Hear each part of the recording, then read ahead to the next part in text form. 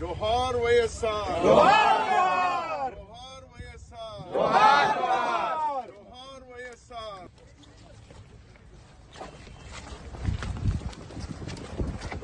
గత 5 సంవత్సరాలుగా ఈ ప్రాజెక్టు మెయింటెనెన్స్ చేస్తున్నా ఈ రోజు ఈ ప్రమాదం వచ్చేదే కాదు. జగనన్న గారు గత 5 సంవత్సరాలుగా ముఖ్యమంత్రిగా ఉన్నారు. జగనన్న గారు రాజశేఖర రెడ్డి గారి ఆశయాలను నిలబెడుతున్నాను అంటున్నారు.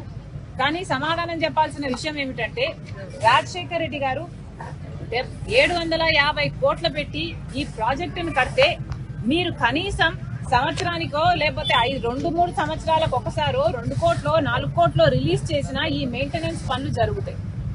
కానీ రాజశేఖర రెడ్డి గారు 700 కోట్లు పెట్టి ప్రాజెక్టు కడితే మీకు కనీసం ప్రాజెక్టు మెయింటైన్ చేసే ఇంగితం కూడా లేదు అంటే మరి మీరు రాజశేఖర రెడ్డి గారి ఆశయాలను ఎలా నిలబెడుతున్నారో వైసీపీ నాయకులు సమాధానం చెప్పాలి. రాజశేఖర రెడ్డి గారు ఎంతో చిత్తశుద్ధిగా జలయజ్ఞం తలపెడితే ఈ ప్రాజెక్టు సాధ్యమైంది. 1,00,000 ఎకరాలకు నీళ్లు ఇస్తున్నది. ఒంగోలు పట్టణంతో సహా చుట్టుపక్కల మండలాలకు తాగునీరు కూడా ఇస్తున్నది.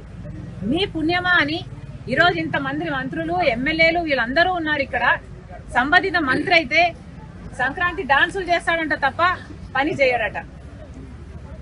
ఇక్కడ ఏ మాత్రం మెయింటెనెన్స్ ఉన్నా ఈ ప్రమాదం జరుగుండేది కాదు. ఈరోజు ఒంగోలు పట్టణం సైతం మంచినీళ్లు రావటం లేదు. ఇక్కడ ఉన్న నాయకులు చెప్పిన మాట ప్రతిరోజు నీళ్లు ఇస్తామన్నారు ఒంగోలు పట్టణానికి, ఒక రోజు ఇచ్చింది లేదు. ఈరోజు కనీసం 2-3 రోజులకు ఒకసారి కూడా నీళ్లు రావట్లేదు.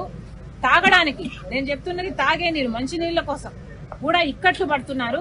మరి ఈ పాపం అంతా వైసీపీది కాదా, ముఖ్యమంత్రి గారిది కాదా? వైసీపీ సమాధానం చెప్పాలి. రాజశేఖర రెడ్డి గారి ఆశయాలను కోసం మేము నిలబడ్డాము. రాజశేఖర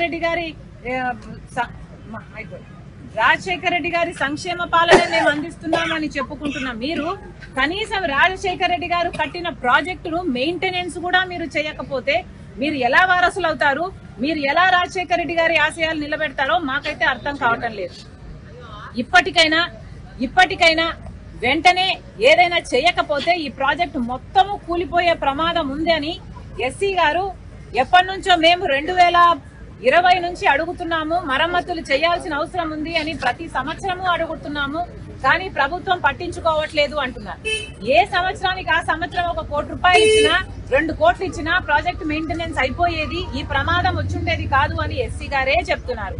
ఎస్సీ గారు చెప్తున్న ఇంకొక విషయం ఏమిటంటే 10 కోట్లు ఇచ్చినా కూడా ఈ రోజు చేయాల్సిన మరమ్మతులు అయితేనేమి, రీప్లేస్మెంట్లు అయితేనేమి చేసుకుంటే ప్రాజెక్టు నిలబడుతుంది. లేకపోతే ఈ ప్రాజెక్టు నిలబడే అవకాశమే లేదు, మొత్తం నాశనం అయిపోతుంది, అసలు ప్రాజెక్టు కట్టి కూడా వృధా అయిపోతుంది అని చెప్తున్నారు. కనీసం ఇప్పుడైనా కళ్ళు తెరవండి. వెంటనే చేయాల్సిన పనులు ఇప్పుడు అంటున్నారు. మిర్చి పంట వేసుకున్నామమ్మా, ఇంకో పంట వేసుకున్నాము, మాకు ఇబ్బందులు వస్తాయి, ఫిబ్రవరి మార్చి నెలలో మాకు చాలా ఇబ్బందులు కలిగే అవకాశం ఉంది అని.